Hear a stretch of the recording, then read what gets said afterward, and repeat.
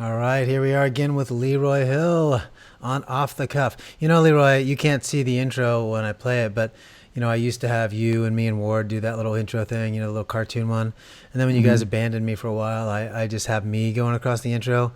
But if you stay faithful and you decide you're going to commit to this thing, I might add you back in. I just might add you back in. If you're lucky. If I'm lucky.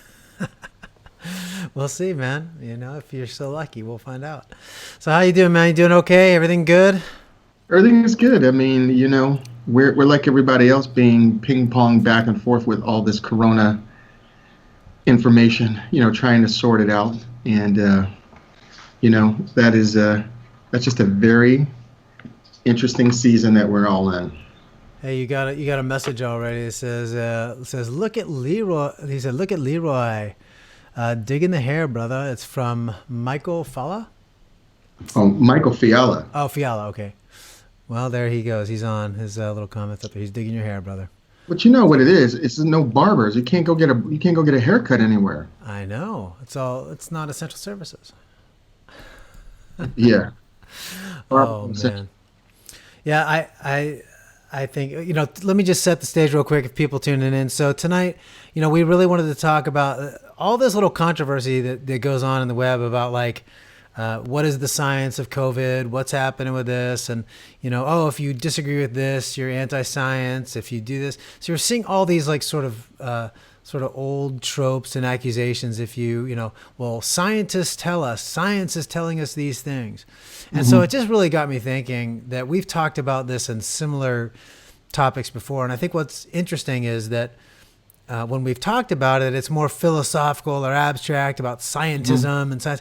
But I think one of the things about this COVID-19 thing is that it gives us a really practical example in our news stories to make the point of how do we use science? Why is it that people disagree over all these different, the data? We have data supposedly, and then and what makes it science versus anti-science? What makes an opinion that? So I hope today we can give people some real insight as to when they're reading news stories, how to know when they're genuine science and when they're just being manipulated by the rhetoric of politicians or the rhetoric of news pundits.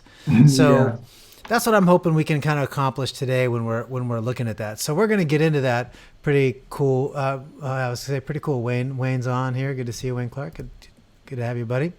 Wayne Clark. Yeah, science versus scientism. He's got it. He's watching us, man.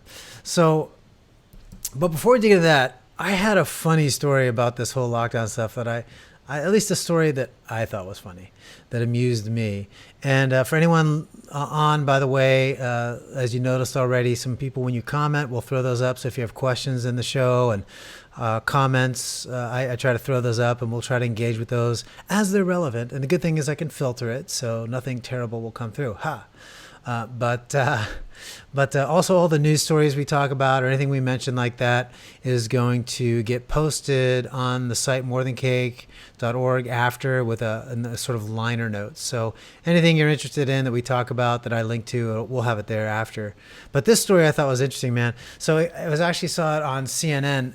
And by the way, I had somebody defriend me this week because I posted a story that was from CNN. Just said, why are you posting on from CNN? I'm like, dude, you don't get the point. I'm saying it was a long story. But anyway, it was just funny. I didn't even agree with the story, the way it was framed. I just thought it was important that CNN was telling this particular story because they didn't realize it contradicts the own narrative that they're trying to get out there. But somebody, just as soon as they see that, man, they just didn't care anything what I had to say. It was just very sad indeed. But so CNN actually had this story too, which was funny. So, the CNN has been opposed pretty, I think, strongly to the protests that are going on, Sure. For the anti-lockdown protests. And it's not pro-freedom protest their anti-lockdown freedoms. They got to be against something, and not for something else. So that, they frame the narrative in a way that makes them crazy and nutso and stuff. And I know Elizabeth, who watches with us, I don't know if she's watching tonight, she did one of those. I don't know if I would do it. I don't know where I stand on all those. I just think, they have a clear position, and they make that out in their news. So it's funny because they post this story to show us how evil these are, is an ER nurse who spends her life daily risking her life to save people from COVID-19, finishes her long hours at her shift, and she puts on fresh scrubs, and she goes out to this Arizona protest, and she stands there, and they have her picture like, you can't see her face because she's wearing a mask, but she's like, kind of and she stands in silence to protest these protesters. And do you know what's ironic about that story? I love it. So in protest of masses gathering in violation of the social distancing and stay-at-home orders, she goes into a place where she's not honoring the social distancing or the stay-at-home order to protest in public the people who are protesting in public. But she is a hero, and the other people are morons. So I just found that really... The absolute epitome of viewpoint discrimination. How is it that you don't see that they're actually protesting the protesters? So the issue of protesting really isn't their problem. It's what they think about what's being protested is where it's really at issue. That highlights it. Yeah, that's what I thought. It was just a hilarious story. Because even if I don't begrudge anybody that does them. I don't think I would do it. I'm just not much of usually a mass protest kind of guy. So it's not like I just, okay, great. I mean, at certain things, there's good things there are. But, you looked at when Antifa's protesting in the past, they are the heroes. They are the epitome of freedom of speech, and they're the constitutional stalwarts of everything great in this nation. And now people are doing it for this, and it's, that's a bad kind of freedom of speech. And I just think that the viewpoint, like you said, viewpoint discrimination is crazy. Whether you agree with them or not, I just want my news to sort of take a line and say, here's what's happening. Hey, and here's people opposed to that. Here's information. Make a decision whether you like this or not. And you can oppose it and you can support it, whatever. That's not my goal here, is just to say, they post a story they think advances their narrative. Right. But in truth, it shows the hypocrisy of or how blatant their bias is. They told us for 3 years, we must resist, we must resist. Now that we're resisting, they're saying, you must obey, you must obey. Yeah, I saw you post that. I know. I saw you post that on your thing, and I thought that was brilliant. We must resist. And it's totally true. Resist Trump. He's a fascist. And now it's like, Trump is not locking down the country enough. Yes, it's the hypocrisy. I mean, you can, all you need to do is just consider what they're saying, and then substitute what they're saying, and they just don't make any sense. Well, it's one of those things. Even if you and this is where people, I think they get lost in what the point I'm making, and I think you're making here as well, that we've talked about, is I'm not arguing that Trump does everything right. I'm not arguing that he does everything wrong. What I'm saying is, when we watch the news, and this relates to our topic, we talk about science and scientism, and how do we discern, are we being anti-science for this view or that view? Right. We've got to learn to discern what we're reading on these news stories to figure out when we're being manipulated, when we're being told the truth. And it's very difficult. It's very hard. But I'm glad we get to go on this particular issue and kind of help people figure that out. So that's kind of where we're at. It's hard. It's hard because it's when we listen. When we listen, we're not really thinking.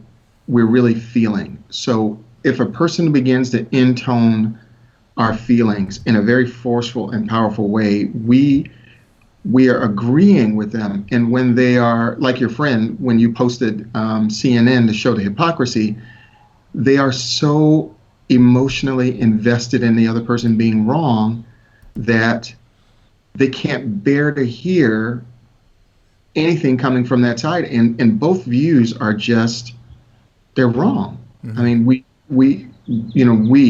are both Christians. We, above all people, ought to be more thoughtful in this. We can sit back and say, hey, there's hype in the media. And we can also say, these bodies, this disease is real. Yeah. we can acknowledge both things. There can be some things happening simultaneously that don't have to. The Babylon Bee had that funny thing, what you're saying and how it's heard, kind of thing, and how it's translated. Someone said, "I'm concerned that we're not, that we're violating people's rights here." Oh, you want to see people die was the translation, and I'm concerned. I'm concerned we're not. This lockdown might do more economic damage than harm. Oh, so you hate people and want them to die was the. and the funny thing about that whole deal was, I'm like, I think I've had that conversation, sadly, in social media several places, and it's just wild. So here's what I want to start. I have a couple stories I want to look at that I kind of brought up as we broach this topic of science. And one of the first things I wanted to make sure we understood is, what is science? What is it good for? And I don't want to go too deep in the woods because I want to get to some stories that are examples here. But what I did was I went back to, and actually this story is by Carlo Rovelli. And he is a physicist. And so I picked this because it has nothing to do with COVID-19. I picked it because it's an older story and it came well before this. So I want people to understand I'm not picking something convenient to the point we're trying to make here today. I'm not picking something anti-science or this is a physicist who's, by as far as I know, not a Christian. This is on, I think, I don't have the link here. I just put down the text, but I think this is from science.com or physics.com or something like that. So it's a respected science thing. And I think first of all, we have to get this right understanding what science is and is not.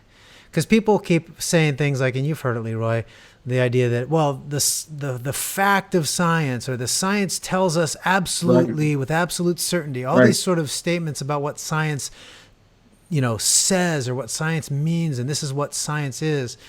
But that's not what science is. Matter of fact, the title of Rovelli's article is this: "Science is not about certainty." That's his entire point. So I want to read this paragraph and get your thoughts on this.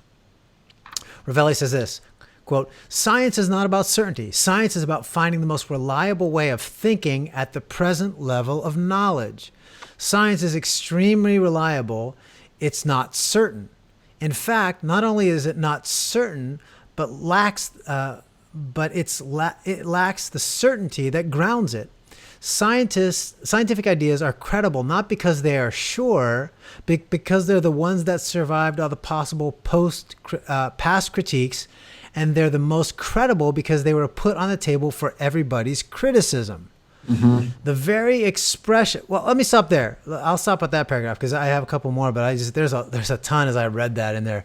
What jumps out to you, man, in this present discussion of things you've heard about COVID-19 and how the science is being used? Well, I think he hits on two main points. The first main point being, if there's no certainty in science. Science is about following a rigorous process or a method. What's often being lauded when we discuss science is a method, a way of achieving or attaining knowledge. But here's the catch. Even after we've validated our method and we've achieved or attained a specific answer, someone else can come and overturn and undercut what we have, and that's a part of the scientific process. Yeah. But I think what's happening is that they use science to mean something more like certainty. Yeah. They use words like "this can possibly happen" as a caveat to say something that they certainly believe will happen. They're not being consistent in and of themselves when they talk about the science. So if anything, a good scientist would say, we have good reasons to believe X, Y, and Z, but, someone can come and find other reasons to overturn that. So we can never really be certain about the answer that's being presented. I think that's a fair statement. Yeah, I think that last one in this part, what he says, the ideas that are credible, not because they are sure, not because we have absolute certainty that they're the ones that survived all the possible critiques, and therefore they become, they've survived the criticism. And that's what I think is funny about this, because people say, well, hey, let's look at the lockdown. Let's look at the mortality rates. Let's examine these. And people's knee-jerk reaction is, oh, you're anti-science. somebody says, hey, I question sort of the way CNN is using the data here to say this, or Fox, or whoever, I don't want to pick just on CNN. Anybody can do it.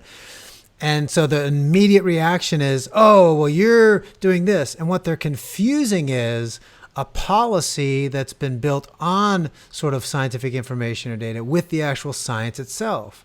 And so I think that's the first thing that jumps out to me that I want people should be aware of, is that when we are being critical and critiquing, the data that's coming out about COVID-19 and the spread of coronavirus, that is good science. That's not anti-science. That's what scientists do. That's what science is about. Yeah. Right. And what's very fascinating to me is, and here's where I think the average person totally misses it. And again, this goes to listening to people who we agree with. Yeah. Because only finding those we agree with, right? Exactly. What we're actually agreeing to is a particular worldview or way of seeing the world, philosophy about the world, that is then worked out in policies. Do you catch what I'm saying? So we can watch CNN, we can watch Fox, and we can watch on any other station. They may present the same set of facts, right? But remember the term where everybody got all upset with the term alternate facts, right? There's a fact pattern, but then there's our philosophy, or what we're going to do with the fact pattern that is in front of us, how that's going to work itself out in policy. So the Republicans may look at this sort of facts and come up with, this is how the policy or our philosophy ought to affect this policy that deals with these facts. And then Democrats are going to say, here's our philosophy that ought to affect our policy, which is going to see how we deal with these facts. And what people are not discerning is they are looking at the same details. They're looking at the same, information, but it's some other thing that is determining how they're going to report it, how they're going to respond in the face of it or in the light of it.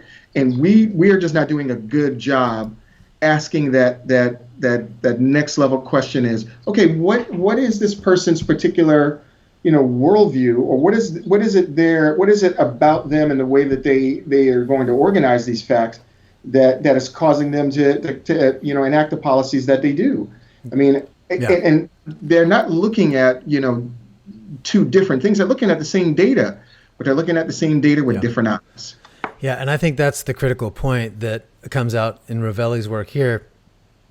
Again, this is a guy who's a physicist, not a Christian necessarily, as far as I know. Not, I don't know that he's Republican or Democrat. He's just a physicist, writing for a science magazine. Frame that. Here's what he says in this next paragraph. This is so, builds off what you just said.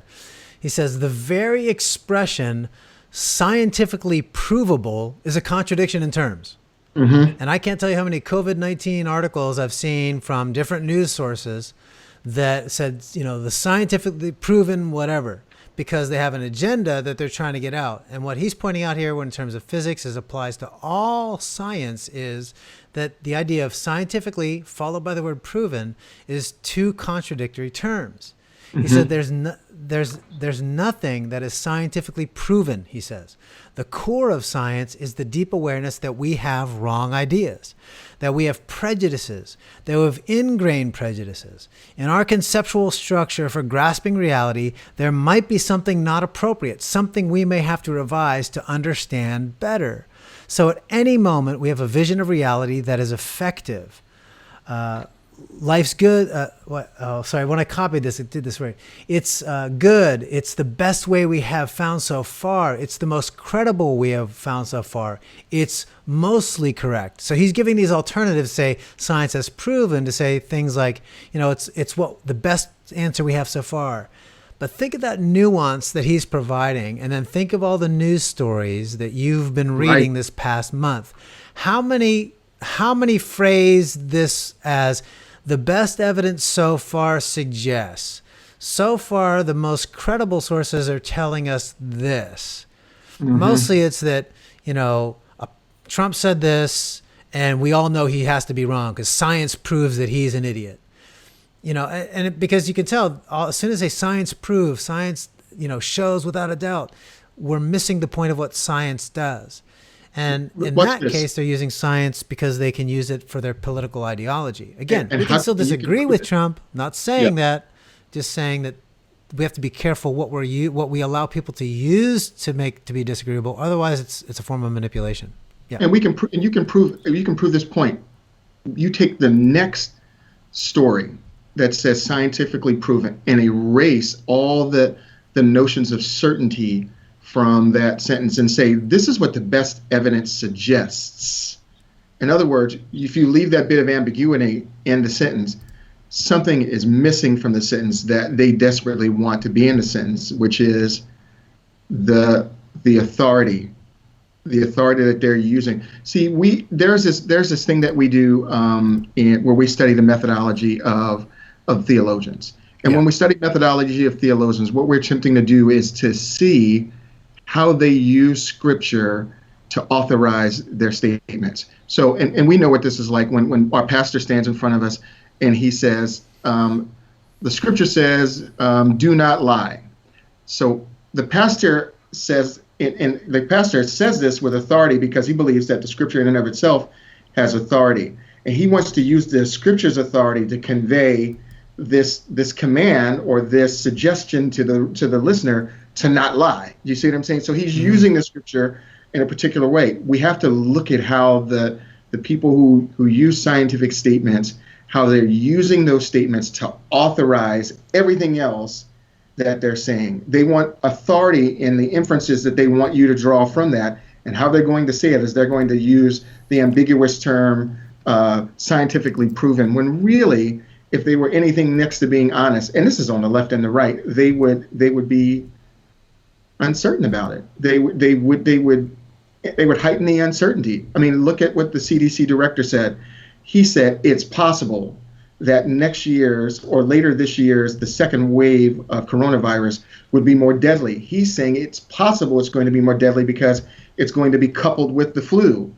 They took the word possibility. They said possibility, but what they used it was more certainty. It's going to be the more devastating and more and worse. Now the guy's got to come on the television and one of the briefings and emphasize that what he was saying, that it was the confluence of a second wave of coronavirus with the flu that could be possibly deadly. But they didn't want the possibility. They reported it as, he said it's going to be more deadly. Well, what do they gain? We have to ask ourselves, what do they gain from that? You know what they gain? They gain more viewers. That now you have to be frightened, and now you have to pay attention to them to hear what they have to say. Now you have to suspend reason, because now they're going to inflame our passions about their uncertainty, their certainty about their uncertainty. Yeah, it's insane. Yeah, I think you bring up the theology side of it. N.T. Wright offers a pretty good way of viewing what a worldview is and how we take information and data that I think applies to this. I was just reading some of his stuff a couple of days ago for a advanced hermeneutics thing for my PhD stuff, and he basically says this: everybody has a worldview. That's the way we're trying to. A worldview allows us to essentially coalesce all the information around us into some sort of framework that makes sense of it all, to connect otherwise things that might be disconnected, and to make some sense of our own life, but maybe our purpose and what we're going to do and how we're going to function. Okay, so we all have that. That worldview that guides us. And then he says this: stories are what we create that creates that web of connection. So it's there in our mind. We tell stories. So news stories are just that. They're a way of taking the writer's worldview and then connecting all these things and telling something that they think makes sense of their worldview. Now, we all start with the same set of facts, and it's true in theology, like you said, or in science, or in history. We all start with the same bit of data, but what we do is we choose what data I'm going to include, what data I'm going to exclude, and now we all have to make choices. We have to make value judgments. It doesn't mean it's what we're saying is invalid. All I'm saying is that we all have to make decisions of what data to include or not to include. But we tend to make that decision so that we can advance a particular story that, in turn, fits in with our worldview. And that's what Ravelli here is telling us, again, about science, is that, when we have this data, the data is the data, that's true. But science doesn't tell us anything. People tell us things. Mm-hmm. Even scientists tell us things, but scientists have a worldview, and they have a way of taking information and making sure it fits with their worldview. Sure. So to say, well, a scientist said this today, therefore it's authoritative and final, that's what I'm reading in the news. That's the dangerous Right. part, is that Yes. people say, oh, Fauci said this, or whatever the name of the scientist is, or scientists tell us that this is true, therefore we must do XYZ. That again, that's abuse of what science is. It's a inherent misunderstanding about science. Let me read his sum up too, and then just to get your final thoughts on this, and we'll go past science, maybe to some specific news stories that I think I've seen some of this stuff come out as well. Ravelli says this: so to sum up, science is not about data. It's not about the empirical content. Think how many discussions we've had like that. Well, science, empirical evidence tells us, but that's not what science is. He's telling us. So it's about our vision of the world. Life's it's about overcoming our ideas and continually going beyond common sense. Science is a continual challenge to common sense, and the core of science is not certainty. It's a continual uncertainty.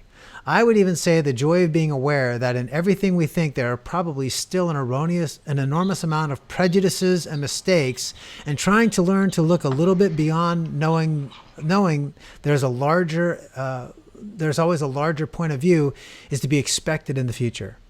And I think he wrote this, I can't remember how long ago he wrote this, but I think that's where we're at now, is look in the midst of this COVID-19 coronavirus stuff. And I think that's when I read that, I was like, oh, so far. I wish people could see that now. It's not about certainty. And like one of my examples is, and Fauci's said this and others have repeated it.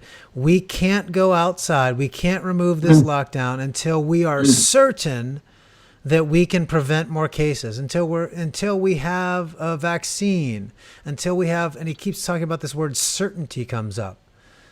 But that itself is anti-science, because there is no such thing as certainty. I mean, the 1 year I got the flu shot 2 years ago, the first time in my life I took a flu shot, I had the flu twice.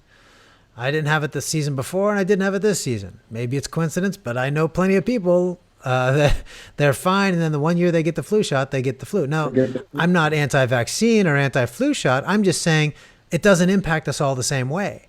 So the idea that the standard is, well, when we can sort of guarantee everybody's safety, then we'll know it's okay, and then science will tell us when it's okay. That's not the truth. It can't be a truth, because science can't tell us that.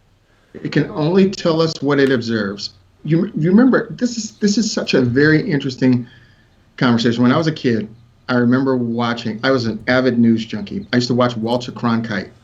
And Walter Cronkite would say, if you ever watch this program, he would say, at 2:00 this afternoon, such and such happened in this city with these people, and he would report it that way. And the whole program was something along those lines. They'd have human interest stories, but it was always reporting at a specific time, a specific day, with certain people in a certain place, and here are the events. The listener was allowed, the viewer was allowed to make up his mind or her mind about how they would view those events. I say, honestly, all that changed with Fox News. I mean, I love to hate Fox News. I love Fox News and I hate it, because I know that they capitalized off of, and they don't do this anymore. So this was their past model, where they'd have the guy on the left and the right who would sit in front of the camera, and the guy here would be the topic. The guy on the left would tell you what he thought about it, and the guy on the right will tell you what he thought about it, and the people were listening divided. If you were a left person listening, you supported the guy on the left. If you were a right person listening, you supported the guy on the right. For the life of me, I cannot understand how somebody walked away from those old programs and knew what the truth was. Mm-hmm. You couldn't, because they weren't really interested in giving you the truth. They were interested in catering news to a particular viewpoint. All the news is that way. I mean, if you listen to the news and they bring on experts who support the overall narrative of the news station. They don't bring on real opposing. I can't say that about Fox, because Fox brings on real opposing people with real voices and real ideas. But I've watched CNN and MSNBC. They don't bring on people with real staunch Republicans who might be able to push back on their ideas. My whole point is, when they bring on their scientific experts all have a political persuasion. And I think that in many ways that's lost on the viewer, or the viewer accepts the fact that this scientist who is on talking about these issues agree with me politically. So I'm going to get not only political news, I'm going to get political science, literally political science. And we're not served by that. So here we are in a crisis where we need people who are coming on television, left or right, who are telling us the truth, and we're not getting it. Yeah. And that's why, and we're getting, and you can tell we get so many experts from different persuasions who are telling us competing things, and I don't understand how the average person can believe that they're being told the truth on a nightly basis by either side. I mean, it's insane, and there's it's just insane to me. I mean, I'm just perplexed by it. I'm literally, my wife and I even disagree on this thing. My wife thinks very well about these things, and she listens way better than I do. By the way, I can just honestly say that. That's true. She does. She does. She's much better at a lot of things. Yeah, totally. But actually, I shouldn't even say nice things about her because she doesn't even watch the show. So I. Oh no, she actually does. Oh, does she now? Yeah, she actually does. Is she watching it live? She does, and she tells me right after the show. Margie. But we disagree because I'm not approaching it on a science perspective, and I'm just going to be honest about that, because I don't think that we're getting accurate information, that's going to help us make a science-based, or some kind of, arrive at some conclusion about all these things. I'm perplexed. I wanted to think that COVID-19 was like the flu, but then the way that it's killing people, it's not like the flu. It may not kill as many people as the flu, but the flu will kill one person, from one family, and they'll likely be an older person. Yeah. This thing will drop. It'll drop your family members. It'll drop family members. It'll drop neighbors. It'll drop people who are sitting in the same section of a basketball game. This is not the same. It's not. It may end up killing exactly the amount, but it is not killing him in the same way. Yeah. And there's some stuff that's different for sure, but as you're talking about, let me throw up a little comment here. So we had Craig online made this sort of thing, is brings up the mobile phone issue, that everybody has one, and everybody can look up information. I think that's actually an important thing to recognize in some of this too. Part of the challenge that we're seeing is that, again, it goes back to that everyone has a worldview. Everybody wants to tell a story that makes sense of all the information. So we select data, often not based on the value of the data, but because it's called confirmation bias, because it fits our worldview and fits the story we want to tell. And this is the danger for anybody, whether you're conservative, whether you're liberal, whether you're progressive, whether you're a Christian or an atheist. Any of us are capable of making this kind of mistake. And we all do. We all make it all tell, which is why we need the sort of the critique of ideas around us. Like the Bible says, iron sharpens iron. We need to be sharpened in our way of thinking. But the phone issue that Craig brings up is important because everybody thinks that they're an expert because they Googled it. Right. But but Google tells you which stuff you should read first. Right. They have algorithms that put at the top of the pages the stories that fit their story and their narrative that they want to tell, that fits with their worldview. And it's a problem of bias in Google's thing that creates an issue. So, who here ever goes past page 1 of Google for search results? I never do. Really? I never do. Really? So whatever Google bias is to put on the front pages, and I realize it's there, but I'm just too lazy to go to the second page. And so I think there's a whole other issue there that does come up, and that creates some of this argument that we're having about what is science and what does it mean and how do we use it, and the argument between we're not seeing how we're being influenced by these things. This is very interesting. Working at admissions at the seminary, I talk to a lot of students, and this so fits one particular conversation that I have with a particular type of student. This student will have a well-defined, or at least they think is a well-defined theological perspective. How did they get their well-defined theological perspective? They read this guy, that guy, and this other guy. and they read them religiously and they listen to them religiously and they have this perspective from these people. So then I go to the next level. Well, how do you evaluate their perspectives? What skill set have you garnered over your years of research and study that allows you to evaluate their perspective? Well, I read this book and that book. I said, well, have you read the language in its original language? Do you read it in Greek or Hebrew? I mean, are you a person who works with the text such that you can make determinations about the text, which these guys are doing? You know what I mean? So that you can actually check their work. Well, the answer is 99.99% of the time, no, they don't. Now, I'm not saying that the information that they've garnered is wrong or not true. I'm saying, why are you so certain if you're unable to check their work? Yes. How can you be so certain that what they're telling you is true? And the average person who listens to the scientist is unable to check their work. Yeah, and I think that's the analogy of theology is useful to Christians. And I think that's actually why, honestly, I think Christians historically, I think, have done a little bit better in these kind of things. Today, I'm not sure, because I've had quite a few Christian friends that they're defined more by their politics than by their commitment to Christianity, which is sadly, because we've allowed ourselves to be balkanized by this. I mean, I've had Christian friends get mad and, like I said, defriend me because I don't have the right political opinion on something. It's like, well, wait a second, which is most important here? But I just had a guy on a YouTube video. I have a whole series of YouTube videos on different approaches to preaching, different styles of preaching. And I have like 5 different ones that I did these. I know the video. Videos. I love those videos. Yeah, I used them in my classes. And this guy literally made a comment. He didn't even watch the whole video. All he saw was that I mentioned on the second slide of people who use a narrative style of thing. And I picked Rob Bell and Joel Osteen, because I think they're the most successful at that style of narrative sermonizing. And so he just said, oh, you lost me at this. I didn't have anything to say. I don't want to hear it. And he also happened to drop that, oh, I'm going to seminary this fall. And I ended up having a decent exchange on the YouTube comments section there. But I explained to him, said, look, when you're going to seminary, first thing you need to learn is how to look at different people who have different views and not discount it just because it's from a source. Now, I don't happen to be a fan of Osteen or of who did I just say? Osteen and Bell. Rob Bell. I think they're heretical in their doctrine. But the point of the whole video series was actually not even the whole point. If you'd taken the time to hear it, was that I wasn't promoting that style. I'm saying this is areas where it's effective, but here's areas where it's the shortcomings outweigh the positives. And I will tell you, but he just couldn't get there to that point because as soon as he heard a name, he was out. He associated with a particular idea and then that rejected it. I'll tell you, I actually bought Rob Bell's teaching series, and I was ones.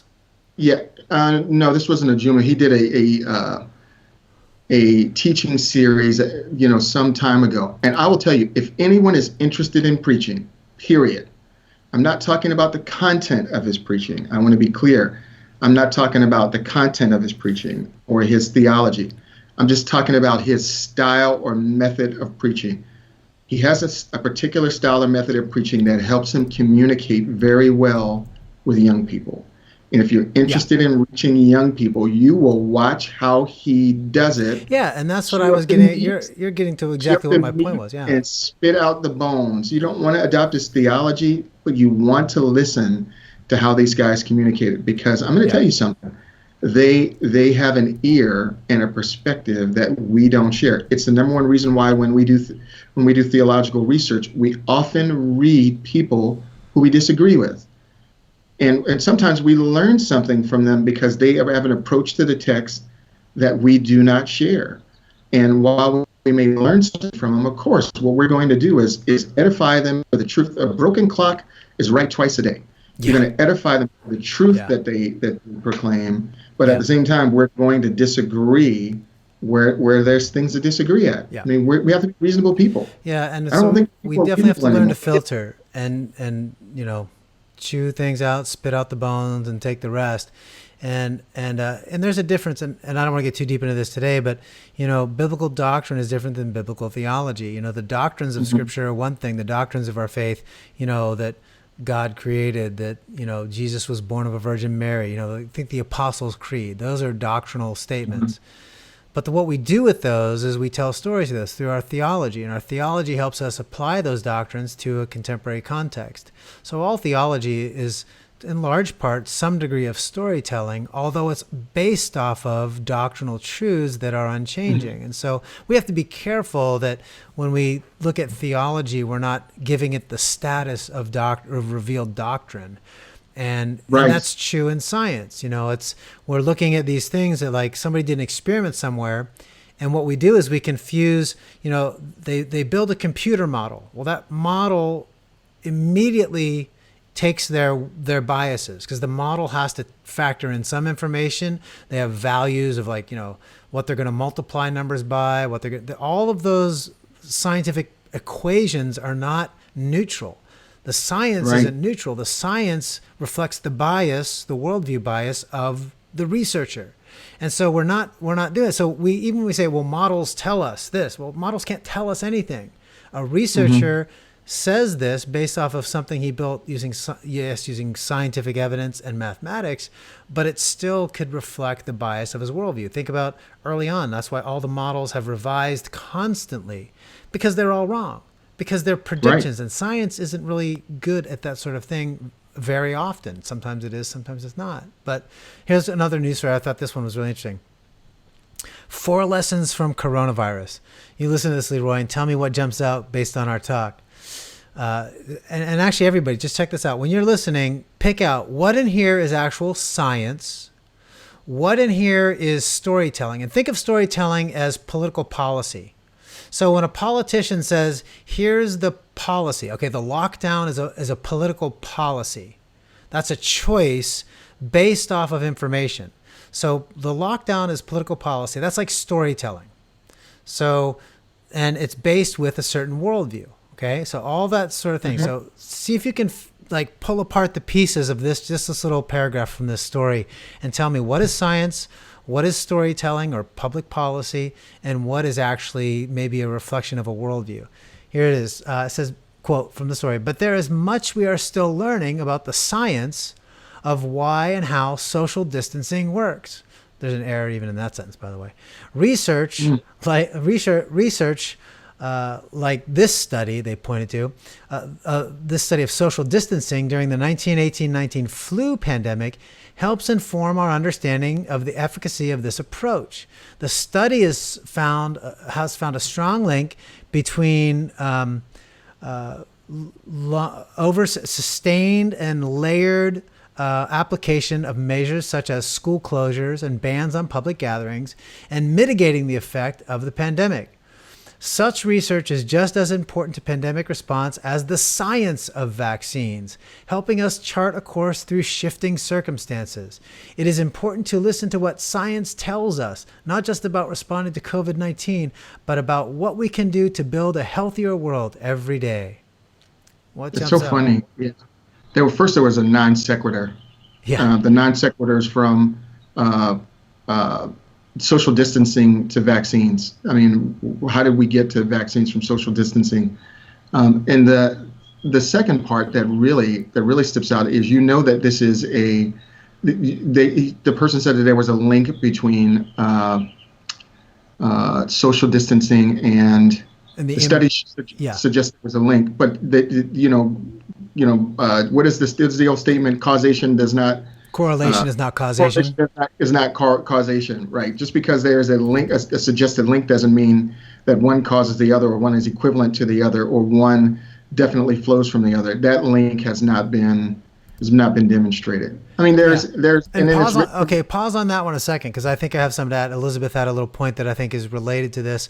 I'm posting it up on the video for posts that can't see it, but she's talking about the age of that. I don't know the age of this study they're saying, but this is what, remember, say a worldview determines what evidence you accept as quote unquote science or not.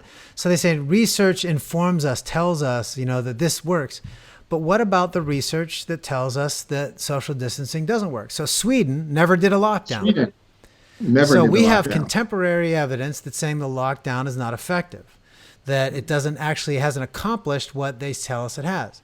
Now, you may think it has because, look at how it's not here and it is here. But look at, states. So, but again, it's confusing correlation with causation.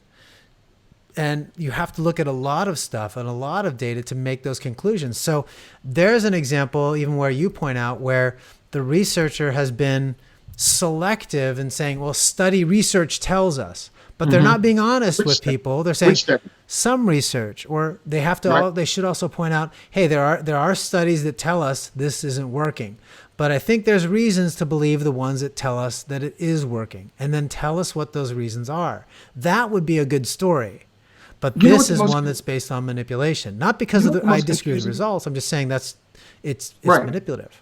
What's confusing about this is that we were told that we would lose 1 to 2 million people, even if we social distance.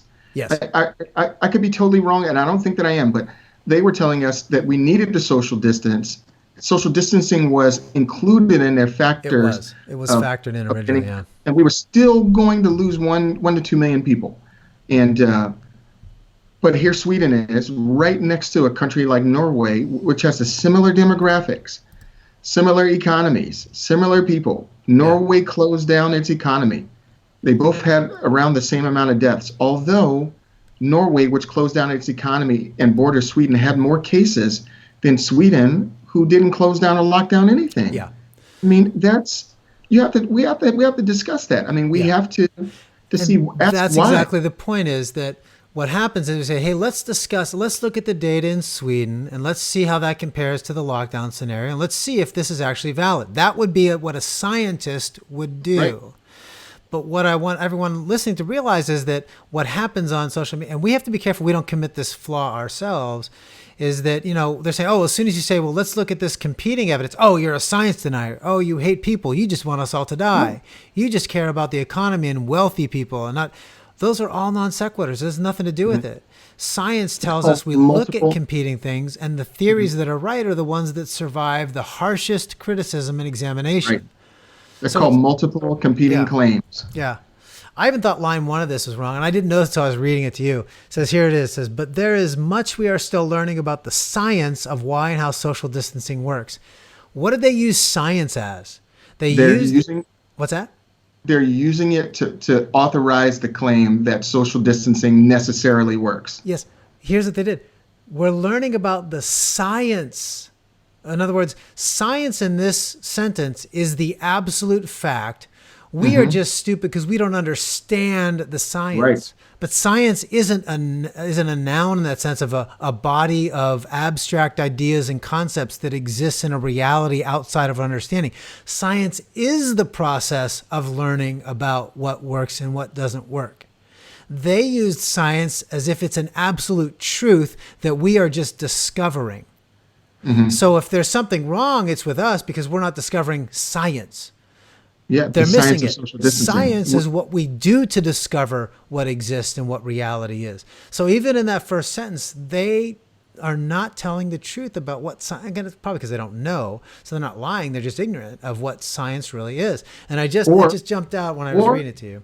I don't want to say that they're ignorant. I want to say that they have some idea that they want the reader to agree with, just based on the construction of that first sentence. The idea is that social distancing works. This is why we don't understand why it works, and I'm going to attempt in this article to help you understand why it works. So if you accept that first sentence as proving that you don't know why social distance works, and I'm going to tell you why, I mean, then the conclusion is at the end of the whole paragraph is that you accept their view, and they haven't really offered any proof. They just offered the notion that there are studies out there that prove that when we're having, some clear observational, real life experiments that disconfirm, that study or that supposed truth they want us to agree with. Yeah, and we have to be careful even sense like this, this research into past things. This says the science of vaccine helps us chart a course through shifting circumstances. Now, that's not necessarily wrong there, but we have to be careful. Science doesn't help us chart anything. Science gives us information, at best probable information. What helps us chart the course is how we interpret that information and how we use science to fit with our storyline that we want to, our story that we want to tell, or in this case, public policy, and the worldview that we have. So again, they're sort of using it as if it's some objective, compass. And science really isn't even that. It's not an objective compass. Science is part of the process itself. Okay, so again, we just have this messed up idea what science can accomplish and should. Here's another one I wanted to bring up. This one I thought was fun, Leroy, because this is about school leaders. This is an article I found on a teacher education website. So teachers, here's how you need to educate, your students. Here's how you need to use this in your classrooms. So here's the article. Here's what the science tells us about the crisis decision making.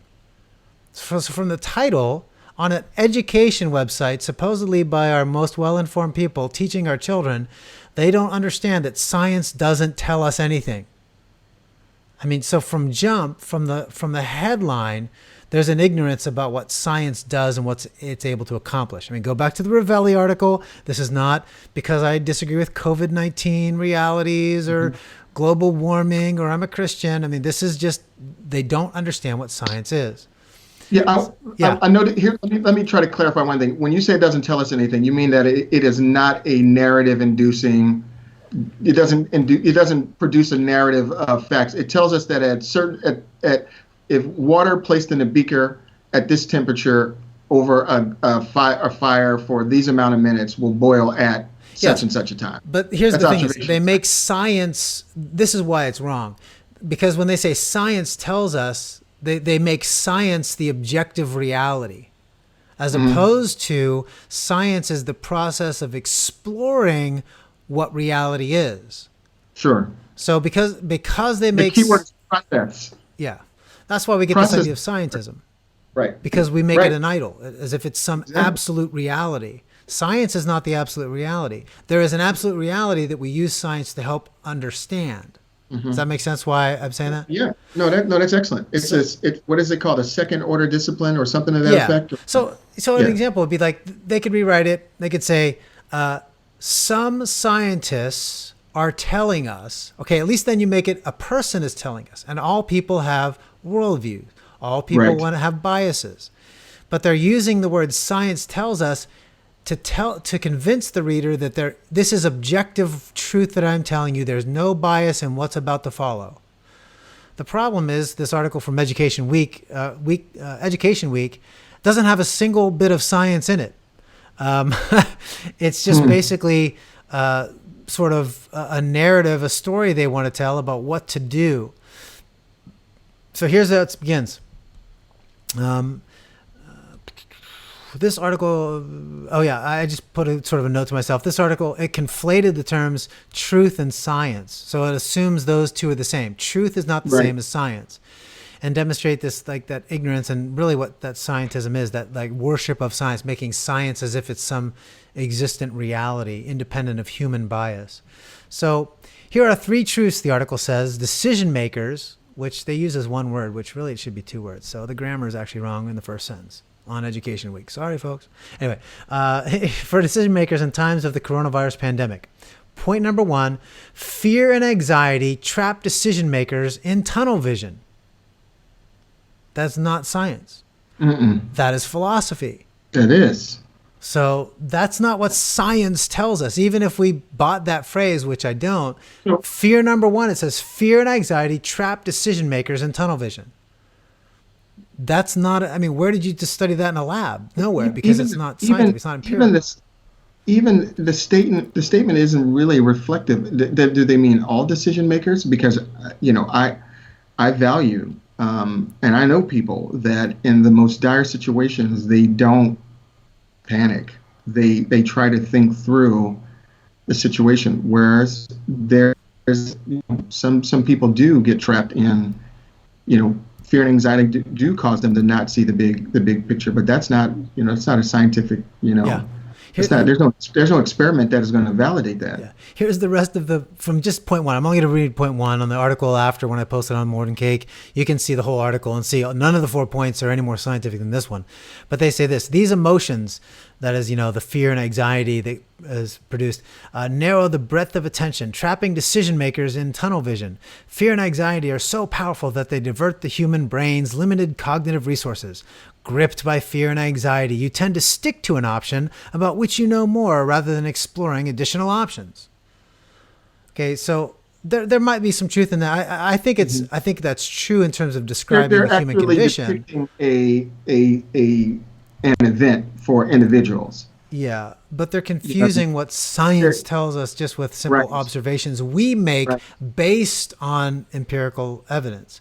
But they want to make you believe that this is somehow, if you disagree with the response that the government has, it's because you're trapped in fear. That's why they're using this science to prove to you you're just responding out of fear if you are just not listening to what authorities tell you. If you don't listen to what the scientists tell you is the absolute truth, you're going to be resistant to their ideas because you're trapped in fear. So they're using science as this bludgeon on everybody to say, here's this absolute reality. There's these certain group of select individuals that only they know what that reality is. And if you are disagreeing with that reality in terms of their policy decisions, which policy is not science. That's the information we take and we weave it into a thing. Here's what we're going to do. Right. Okay. Not that makes it invalid. See, people misunderstand. They think I'm arguing that it's invalid to do a lockdown based on that. No, what I'm saying is the validity is not an absolute. And that's what we have to recognize. There's difficulties. We always have to be rethinking and looking at new evidence to say, are we making the right decision? Anyway. Well, think about it. What a good statement could be that social distancing may solve the problem of the spread of disease. It may. But to say that social distancing prevents the disease from spreading is not necessarily true. I mean, they were telling us that somebody could sneeze and it would hang in the air for like 6 hours or in the mist or some crazy thing, or 6 minutes in the mist. So if someone sneezes, it's in the mist and you walk through it. I mean, I'm just saying it is. Yeah. It is just there's a lot of junk science. There's a lot of junk being proclaimed as science when really what it is just a narrative that people want to forward. Now, this is the next story I want to put is actually links. This is the transcript from I think there's a video you linked to actually at one point. And this is where I pulled this up at. And the title of this one is The Problem with Thinking You Know More Than the Experts. Do you remember that one you shared? I want to share people with this because I know you had some good things to say about this, and I wanted to bring this out. Now, just to preface this, I'm not saying there's some things that this guy has right in that everybody thinks they're a expert because they have access to Google. I get that. Right. That's true. But there's also a fallacy in what he's arguing for when he uses the word expert, and so let's see if we can figure this out. He says more and more people don't care about expert view. That's according to Tim Nichols, author of The Death of Expertise, who says Americans have become insufferable know-it-alls, locked in constant conflict and debate with others over topics they actually know almost nothing about. That's actually true. Nichols shares his humble opinion on how we got here. So in his book, The Death of Expertise, a few years ago, a mischievous group of pollsters asked American voters why they would support bombing the country of Agrabah. As you might expect, Republicans tended to support military action, while Democrats were more reluctant. There's only one problem. Agrabah doesn't even exist. It's from the animated Disney film Aladdin. Only about half the people surveyed figured this out. Liberals and conservatives gleefully pointed fingers at each other. For experts in foreign affairs, however, there was no way around the alarming reality that so many Americans had a well-defined view on bombing a cartoon. And one of those experts, I am one of those experts. I teach both civilians and military officers about national security affairs. In my career, I have advised the Pentagon, the CIA, political leaders from both major parties. Increasingly, however, lay people don't care about expert views. Instead, many Americans have become insufferable know-it-alls, locked in constant conflict with each other, while knowing nothing about the debates. Nichols concludes, Quote, and even if we manage to avoid the intellectual saboteurs of the internet, we're still all too likely to get our news and views from social media, where the silly meme from your Aunt Rose in Schenectady competes for your attention with actual information.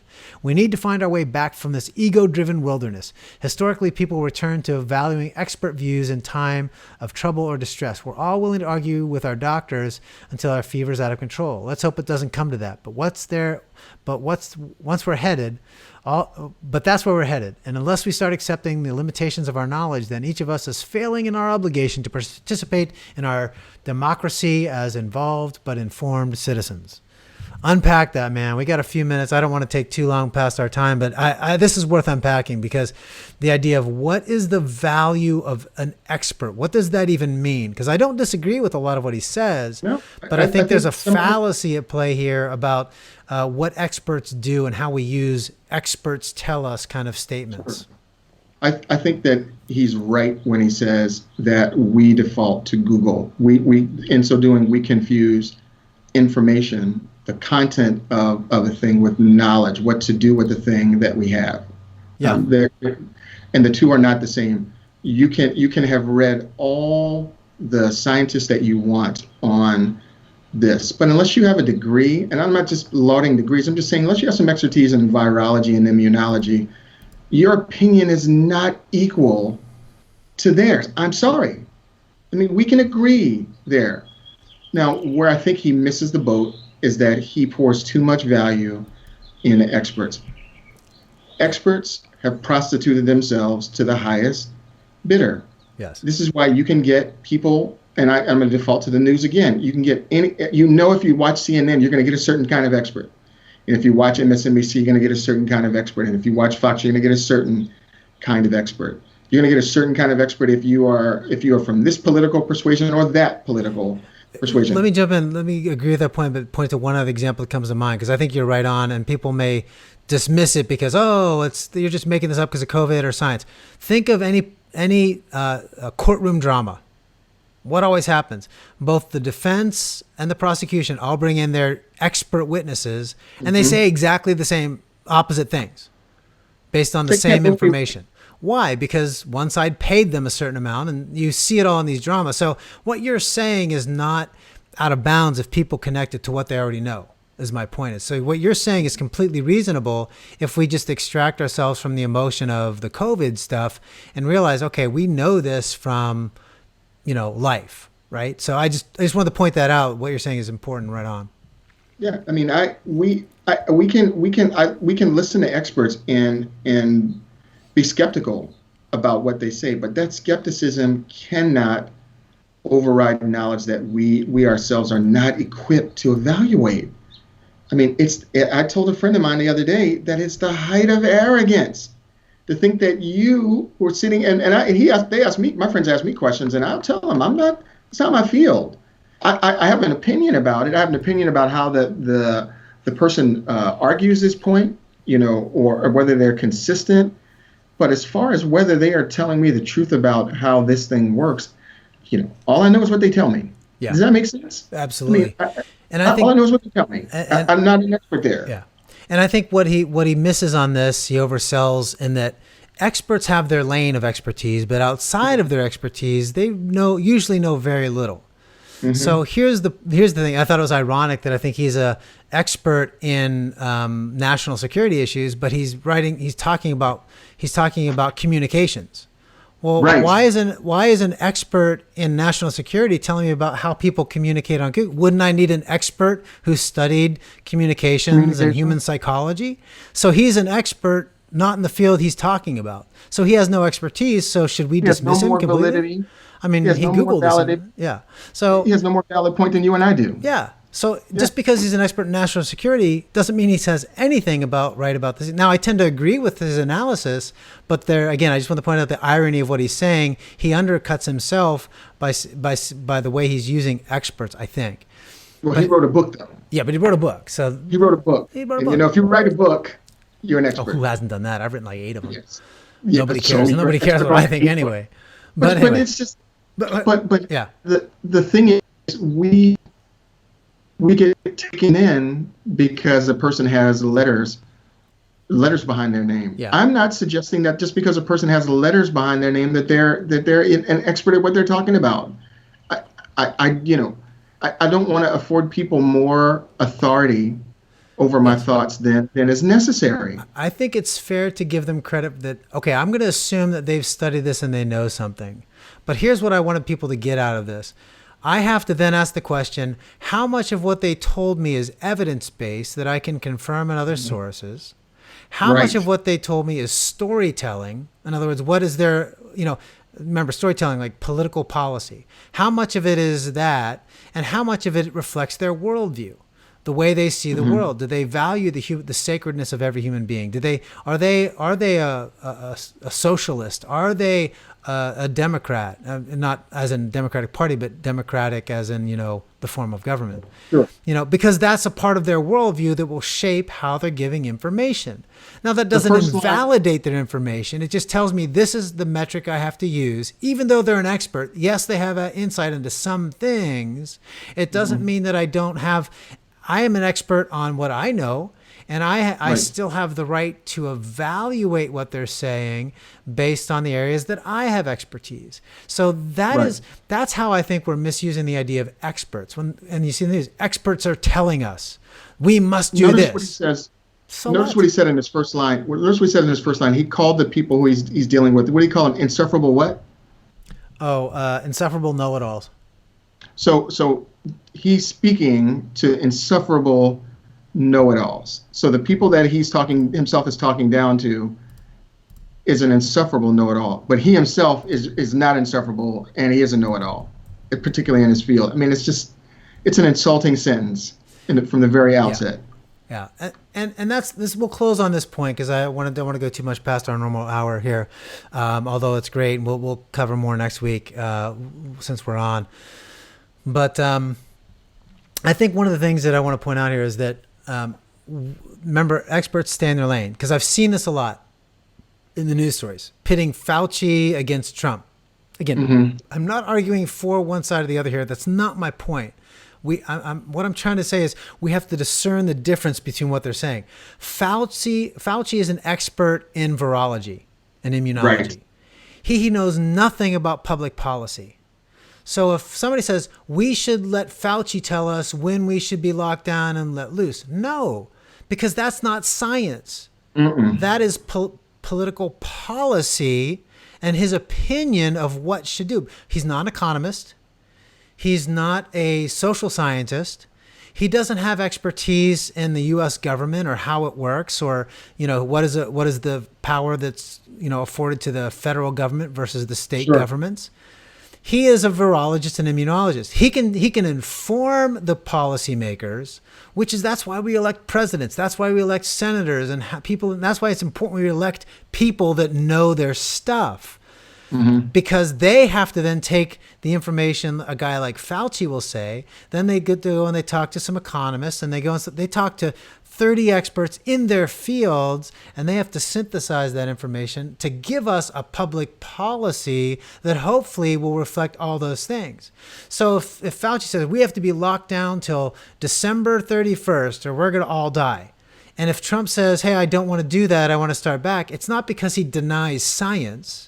It's not because he hates people. It's because he's hopefully, now this is the part that's argued, and I'm fine with that, but whoever the president, if it was Obama, I'd say the same thing.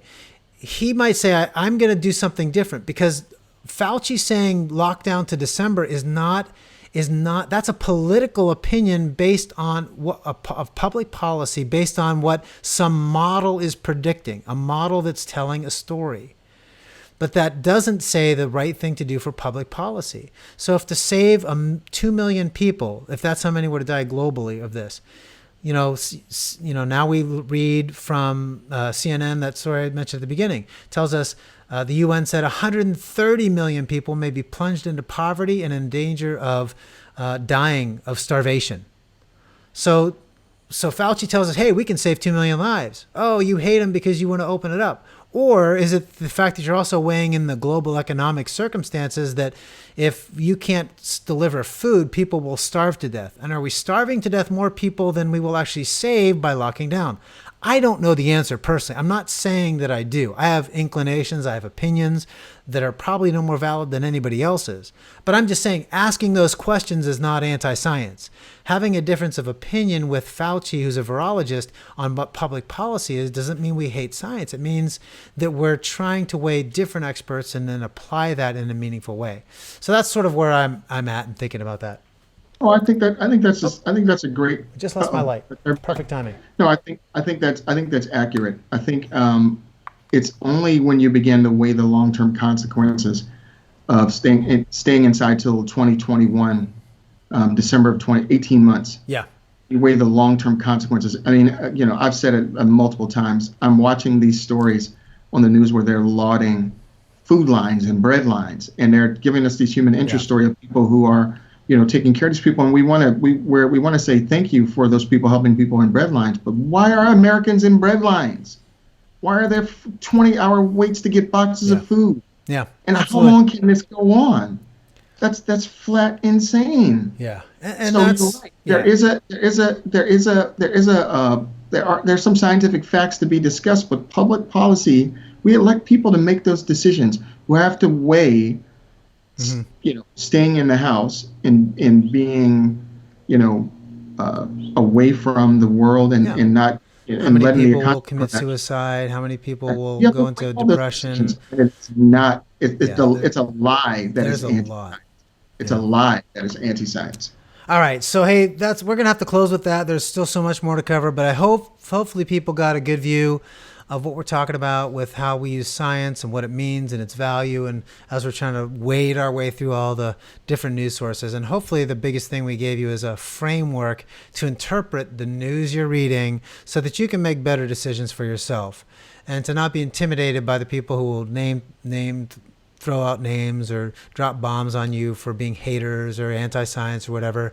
And hopefully understand what science really is. And I think if you learn how to discern those things, you'll be much better off. So, all right, man, with that, so we'll have this posted up after, along with the links, morethancake.org /off the cuff. And you can find some links on there and information about us and where we're doing. We hope to be back. I know we'll be back next Saturday, but this Thursday, I've got on Nancy Piercy, and we're going to talk about some issues of transgender stuff, a little bit different topic. So if folks want to join me Thursday, I'll have a thing posted up. Follow me on the Facebook side of the More Than Cake page, and you can kind of hear what Nancy has to say about this issue. And so we'll have a good discussion. So thanks all for joining us. Take care, and God bless America. Have a good night. I was just kidding. All right, take care.